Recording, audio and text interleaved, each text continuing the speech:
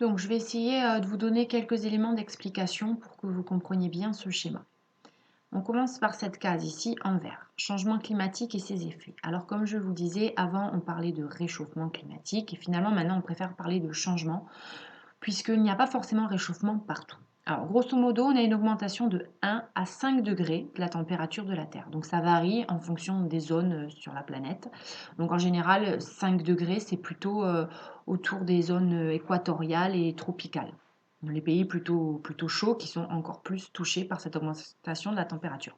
On essaye, nous, de maintenir pour le moment la température globale de la Terre à une augmentation qui ne dépasserait pas les 2 degrés.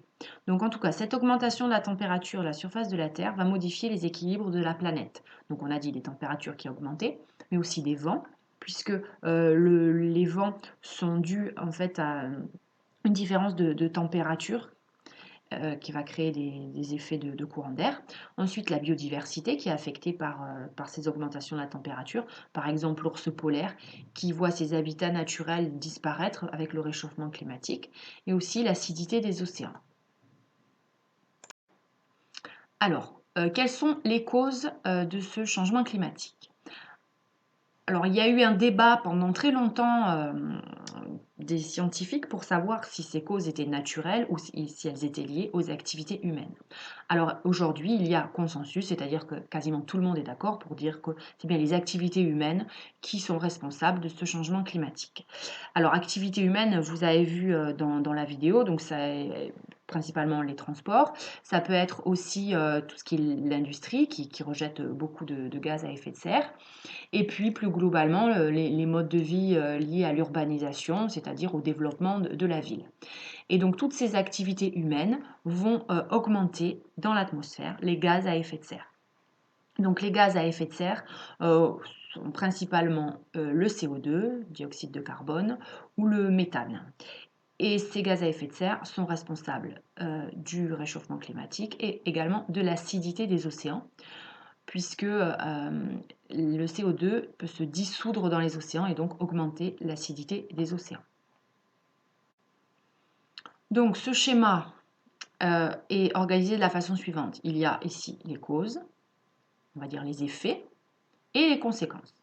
Donc ce changement climatique a plusieurs effets. Donc premier effet, alors ce n'est pas forcément dans un ordre d'importance. Donc premier effet qui est ici sur ce schéma, l'augmentation du niveau des océans. Augmentation du niveau des océans qui est due à la fonte des glaciers. Alors des glaciers qu'on peut trouver soit en montagne, soit dans les pôles, et notamment le pôle Nord, l'Arctique. Donc comme la glace fond et qu'elle finit par se retrouver dans la mer, le niveau des océans augmente.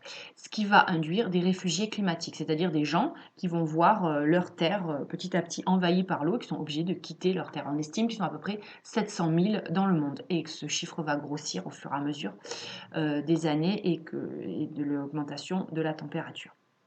Ensuite, on a un cycle de l'eau qui se modifie. Donc pour nous, dans les pays dits du Nord, on a plus de pluie. Parce que finalement, avec la fonte des glaciers, on a plus d'eau dans la mer. Le réchauffement climatique fait évaporer cette eau qui va se retrouver sous forme de nuages. Et donc, on va avoir plus de pluie chez nous au nord. Et en contrepartie, plus de sécheresse au sud. Donc, ça va amplifier les phénomènes de sécheresse dans les pays qui sont déjà marqués par la sécheresse. C'est pour ça que plus de pluie au nord, vous comprenez qu'on parle, on n'a pas cette sensation finalement de réchauffement puisqu'on a plus de pluie. D'où cette idée toujours de changement plutôt que réchauffement. Et on a aussi une fréquence des événements climatiques extrêmes, c'est-à-dire plus de tempêtes, de tsunamis, d'ouragans, etc. Et ça, donc, on l'observe d'année en année. On peut avoir aussi plus d'inondations, etc. Et donc, on a des impacts aussi sur les humains et la biodiversité. Donc, la biodiversité, c'est le fait qu'il y ait beaucoup de plantes, d'espèces de plantes et d'animaux. Alors, on a un déplacement des maladies. Alors, des maladies qui étaient plutôt au sud, qui vont arriver chez nous. Alors, par exemple, la dengue, le chikungunya. Par exemple, on parle aussi beaucoup du moustique tigre, qui était une espèce qui était plus au sud et qui va arriver ici, etc.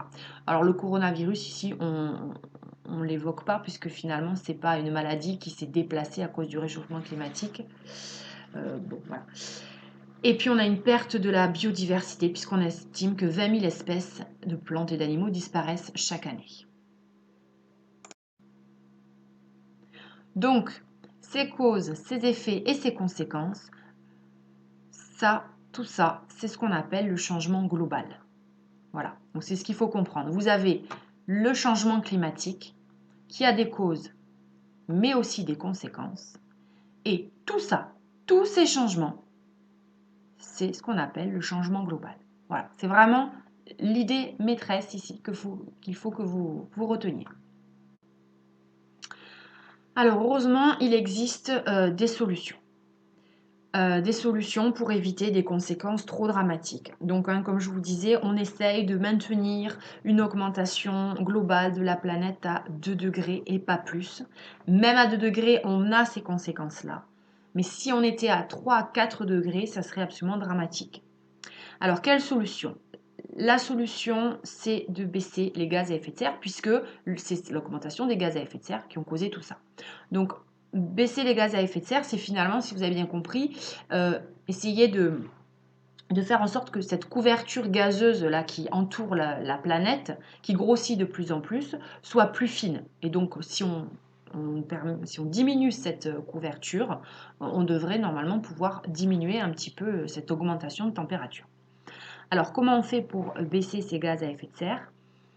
On utilise moins d'énergie fossile. Les énergies fossiles, c'est le gaz, le pétrole, le charbon, qu'on utilise massivement aujourd'hui. Hein. Ce sont des énergies, on dit fossiles, parce qu'elles datent depuis très longtemps, elles sont dans le sous-sol.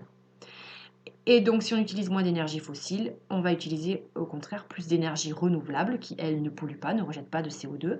Donc, par exemple, l'énergie éolienne liée au vent, l'énergie hydraulique liée à l'eau, l'énergie solaire liée au soleil. Ensuite, on freine la déforestation puisque vous savez que les arbres absorbent du CO2.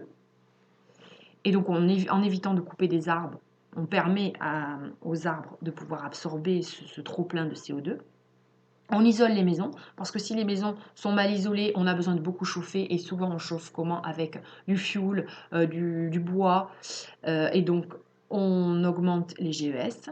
En développant les transports en commun, puisque un bus de 50 personnes va beaucoup moins polluer que 50 voitures avec une seule personne dedans. Donc on va, comme ça, en développant les transports en commun, on va baisser les gaz à effet de serre. C'est d'autant plus conséquent avec des tramways, par exemple, qui sont électriques. Limiter les déchets, puisque brûler les déchets, ça rejette des gaz à effet de serre. Et puis même quand on recycle des déchets, on a besoin d'énergie, donc ça augmente aussi les gaz à effet de serre. Et ensuite, on adapte l'agriculture au climat. Alors on a le cas, par exemple, des vignes. Certaines espèces de vignes qui étaient bien localisées sur un terroir particulier sont plus adaptées à ce climat parce que maintenant il fait trop chaud, donc à ce moment-là les vignes vont arriver plus au nord. Voilà. Donc on essaye d'adapter, ça marche aussi par exemple avec le maïs qui a besoin de beaucoup d'eau, donc maintenant on va éviter le maïs dans des zones qui sont trop marquées par la sécheresse. Voilà.